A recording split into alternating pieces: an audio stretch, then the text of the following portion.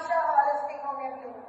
இன்னைக்கு நீங்க ஹோமியோபதியில தெரிஞ்சுக்க போறது எல்லா விதமான சளி தொந்தரவுக்கும் ஹோமியோபதியில தீர்வு இருக்கா? கண்டிப்பா இருக்குங்க. எப்படி டாக்டர் சொல்றீங்க?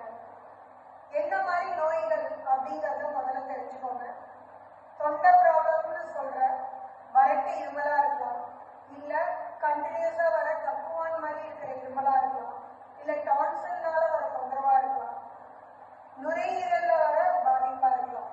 எதுவா இருந்தாலும் ஹோமியோபதியில நிரந்தர தீர்வு இருக்குங்க. எப்படி டாக்டர்?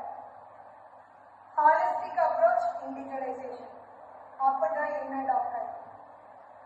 நோய் அறிகுறிக்காக மருந்து கொடுக்காம அந்த நோயாளிக்கு அந்த நோயோட தொந்தரவு எப்படி இருக்கு அப்படிங்கிற அந்த நோயாளியோட அறிகுறிக்கு தகுந்தவாறு மருந்துகள் கொடுக்கும் போது கண்டிப்பா பரிபூர்ணமா குணமாக்க முடியுங்க.